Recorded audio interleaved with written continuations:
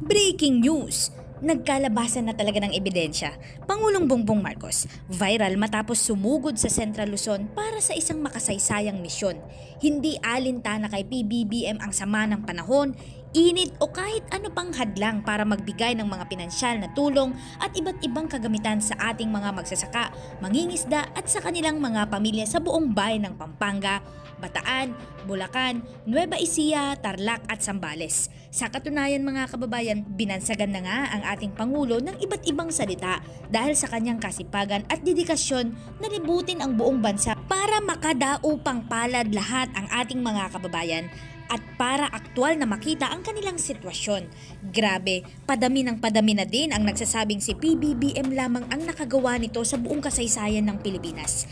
Sabi nga ni Secretary Ralph Recto, pwede naman niyang iutos ito sa kanyang mga kabinete, staff o sa kanyang mga sekretary pero ayaw ito ng Pangulo. Gusto talaga niyang siya mismo ang haharap at mag-aabot ng mga tulong sa lahat ng ating mga kababayan. Para sa kaalaman ng lahat, nagdala si Pangulong Ferdinand R. Marcos Jr. ng 205.58 million pesos na tulong pinansyal sa mga magsasaka at mangingisdang apektado ng El Nino phenomenon sa lalawigan ng Pampanga noong Biyernes. Sa kanyang talumpati, sinabi ni Pangulong Marcos na 105.58 million pesos ang pinansyal na tulong sa mga mangingisda, magsasaka sa mga lalawigan ng Bataan, Bulacan, Nueva Ecija, Tarlac at Zambales.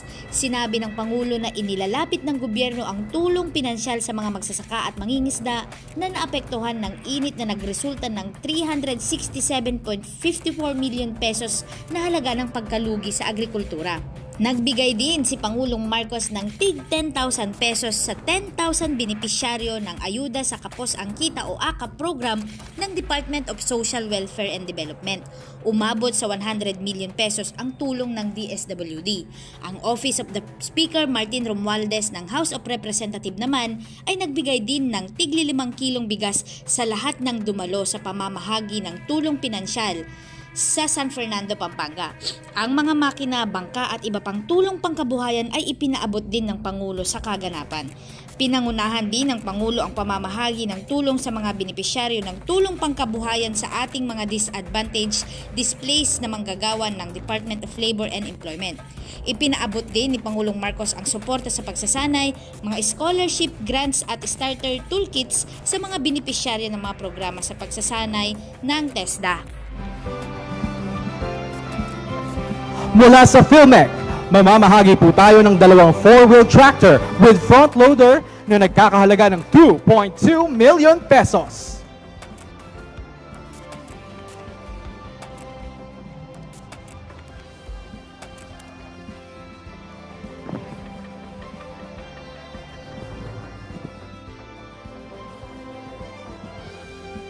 Mula naman po sa DA, mamamahagi po tayo ng isang 4-wheel drive tractor, 4 na multi-tiller cultivator,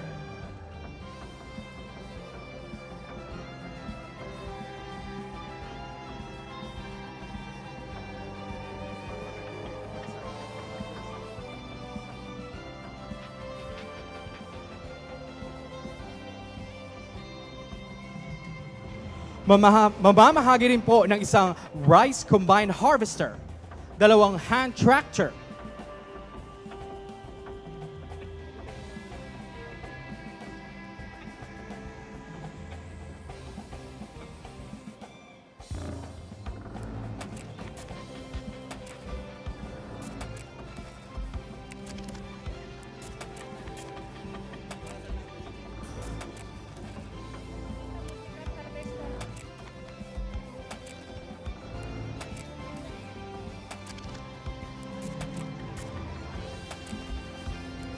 mamamahagi rin po tayo ng rice combine harvester, hand tractor, fertilizer discount voucher.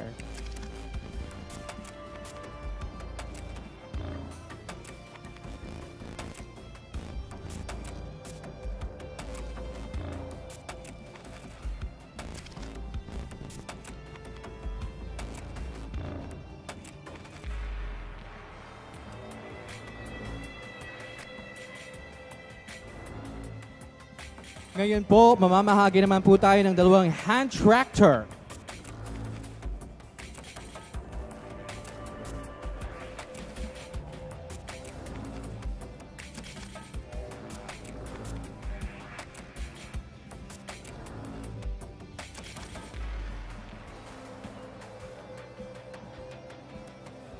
Ngayon naman po, mamimigay tayo ng 13 shallow tube wells o STW.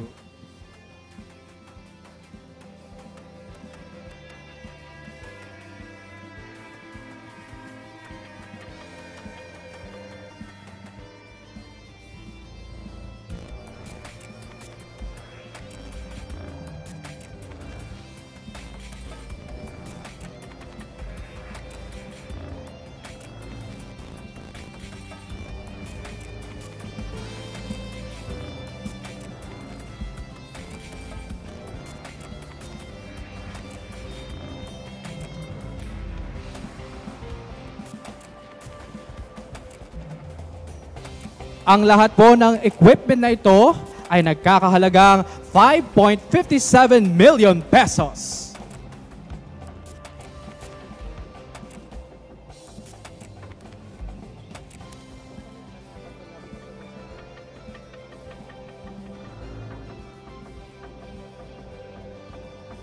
At ngayon po, mamamahagi po tayo ng gamit sa pagsasaka para sa ating mga katutubong benepisyaryo na nakakahalagang 847,268 pesos.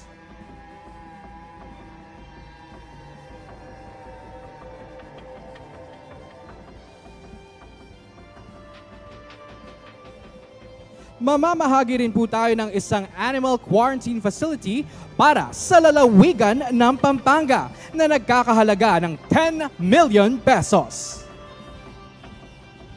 Meron din pong fuel assistance para sa 2,120 magsasaka na may kabubuong halaga na 6.68 million pesos.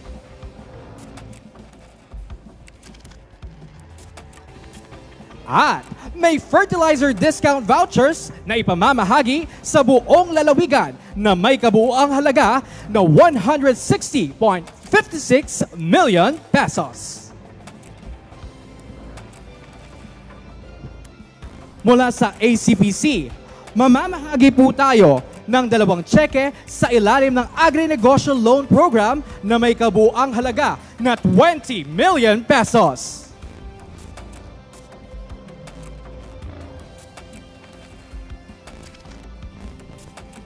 At mula sa PCIC, mamamahagi po tayo ng ayuda na may kabuuang halaga na 673,000 pesos.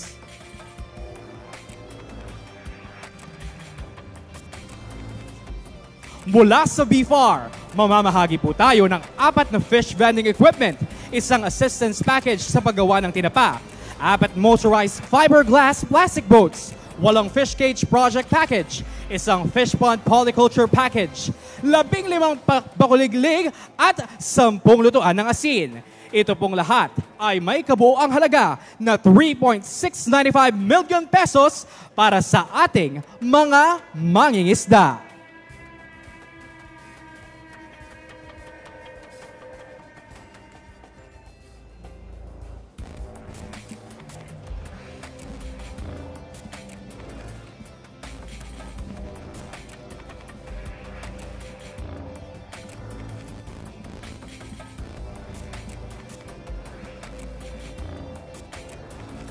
Ang DOLE naman po ay mamamahagi sa ilalim ng DOLE Integrated Livelihood Program ng fish pond tools and materials na may kaubuhang halaga na 60,000 pesos para sa mga mangingisda sa Pampanga at Water Lily Project na nagkakahalagang 500,000 pesos at tulong sa ilalim ng panghanap buhay sa ating disadvantaged o displaced workers na may halagang 145,000 pesos para sa mga mangingisda ng Bulacan.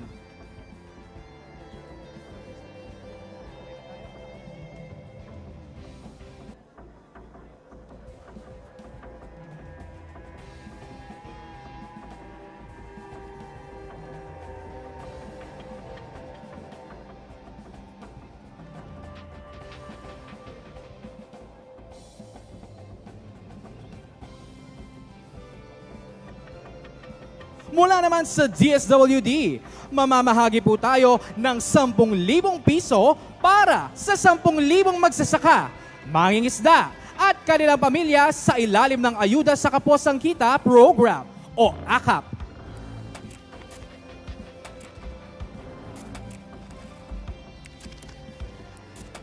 Ang AKAP ay may kabuang halaga na 100 million pesos.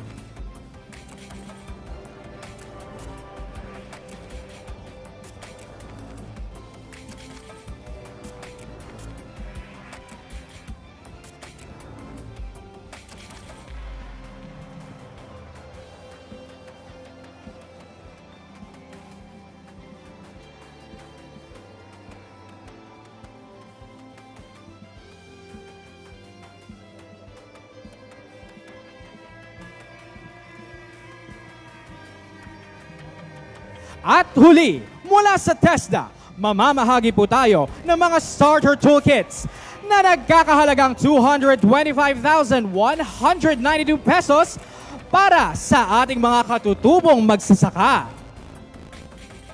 Mamamahagi rin po tayo ng mga training support fund o allowance para sa 100 benepisyaryo na may halagang 186,000 pesos.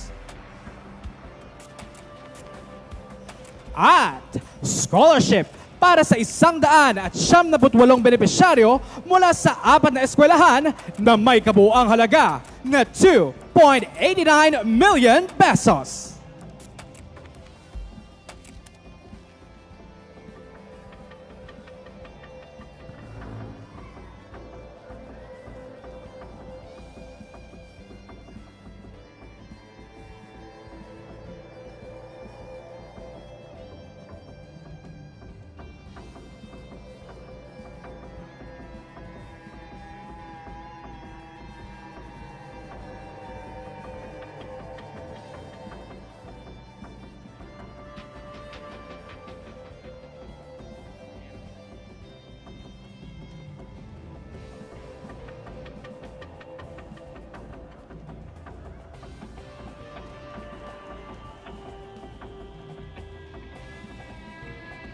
Dakal na salamat po at malugod at kaluguran ming Pangulo at congratulations po sa ating mga benepisyaryo. Palakpakan po!